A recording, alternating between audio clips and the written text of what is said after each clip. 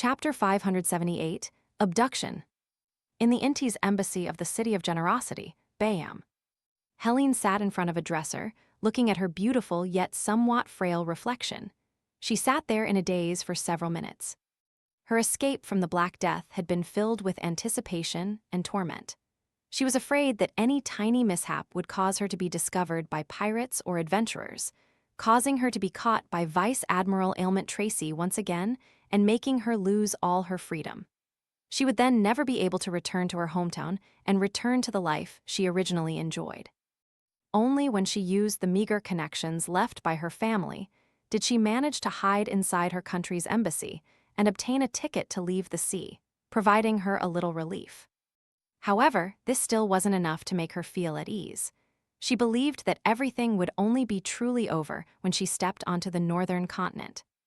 With this in mind, Helene couldn't help but raise her right hand and touch her cheeks, which weren't considered fair, but was sufficiently healthy. She realized that her exquisiteness had improved significantly since her time as a sea merchant. She felt like time had reversed, making her mistake herself as returning to her days as a young lady. In fact, after entering the Inti's embassy, she had an additional choice other than escaping the sea: cooperate with the Church of Storms, Loans Military, or the embassy. By using herself as bait, they could capture Vice Admiral Ailment Tracy. But after considerable thought, she finally gave up on this plan.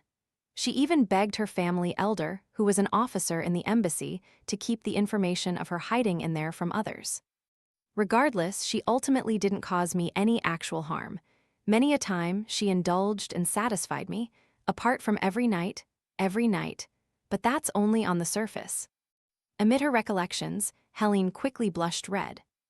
Those intoxicating nights, the fiery passion from having limbs intertwined with each other, and the unimaginable pleasure flashed past her mind, leaving her unable to compose herself. Helene slowly took a deep breath before exhaling. She shook her head and made her pining for freedom, her homeland, and her family occupy her heart again. She once again looked at her reflection and coiled up her drooping red hair. Then she thickened her eyebrows with makeup and darkened the contours, making her facial features sharper and pronounced. After this round of makeup, Helene looked more androgynous, with a masculine air to her. Finally, she took off her clothes and used a cloth to flatten her chest. She then wore a white shirt, a black vest, men's trousers, and a double-breasted frock coat. Finally, she took a silk hat and wore it on her head, hiding the coiled red hair inside. At this moment, her reflection appeared more like a handsome young man than a lady.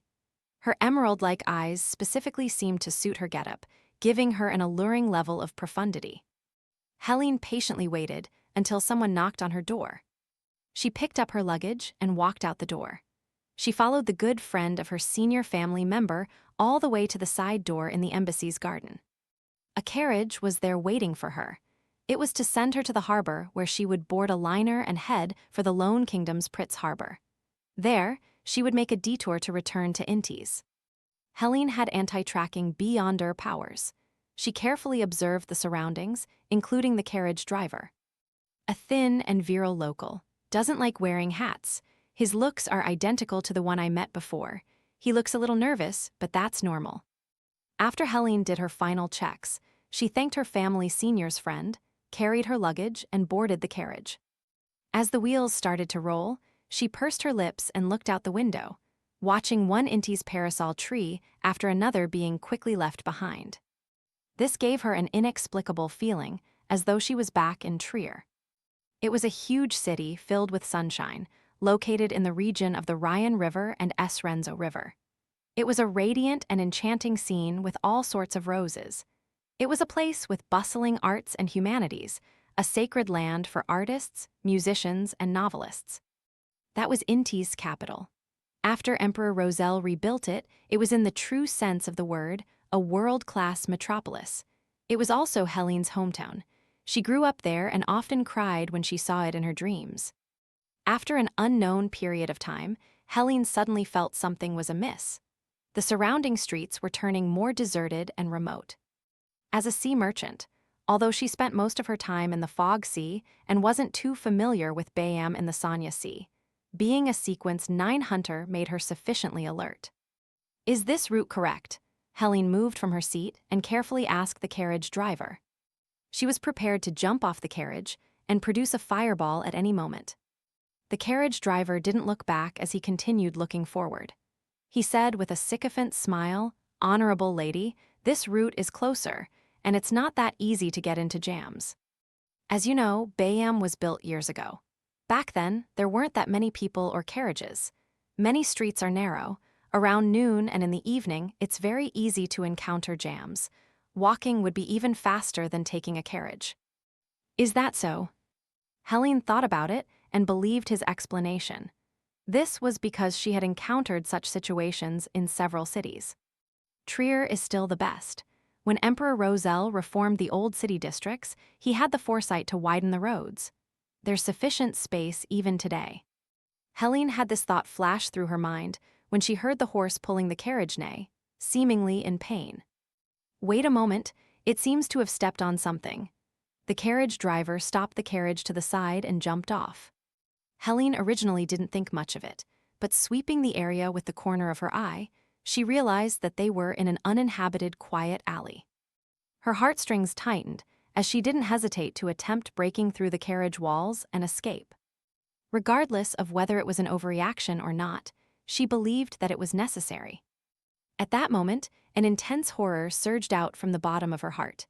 It felt like she had been locked onto by an extremely hungry monster. The pressure she felt at a spiritual level left her hesitant. She didn't dare to rashly take action. Following that, she heard a deep voice. "I won't harm you. I have some questions for you." Helene's mind raced as she quickly considered the options placed before her. Ultimately, she didn't rashly escape. She sat back in her spot under the tremendously terrifying pressure.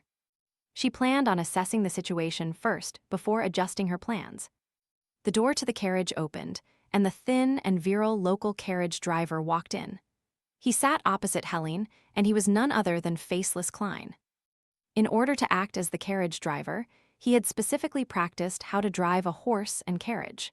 This was a technique he had failed to properly learn while he was on the Tingen City's Nighthawk squad.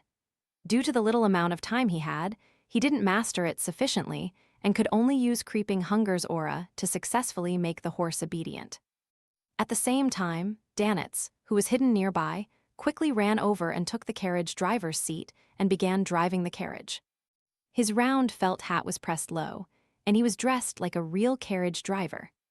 Helene bent her back in a guarded manner, like a leopard who was ready to pounce at any time. She felt that the gaze of the man opposite her was sweeping through her forehead, her eyebrows, her eyes, nose, mouth, neck, chest, waist, and legs. It left her extremely uneasy. She had encountered such gazes and methods of sizing her up back in Intis, in Trier, and during the days when she was out at sea. It was something that disgusting perverts filled with sexual desires possessed. But this time, she strangely didn't feel insulted. She didn't have the feeling that the man would rip off her clothes or was fantasizing about something abnormal. Instead, he looks like he's studying food. He's like an icy cold snake that's slithering across my skin. Helene finally couldn't bear it as she asked, "What questions do you have?" After fully grasping her looks and features, Klein leaned forward and placed his arms on his thighs in a natural manner. He slightly clasped his palms and said, "Have you heard of a person named Jimmy Necker?" Helene took a few seconds to recall before firmly shaking her head. She slightly frowned and asked in a daze, "Have you gotten the wrong person?" "He's a tycoon, someone who likes to collect things. Have you heard of such a person from Tracy?" Klein asked again. "Tracy." Helene sighed secretly and replied seriously, "No, she never mentioned a tycoon who likes collecting."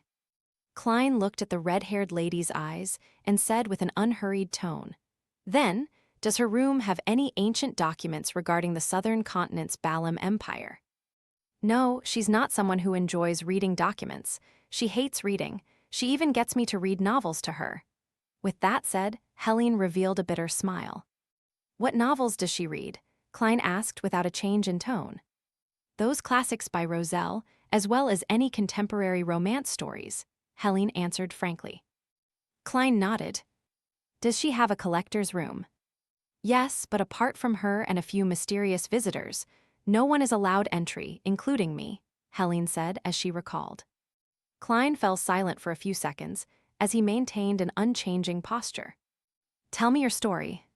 Mine, Helene pointed at herself in surprise. Klein nodded gently, without repeating himself. Helene said after momentarily being dazed, My story is very simple. My father is a member of the former Sauron royal family of Intis.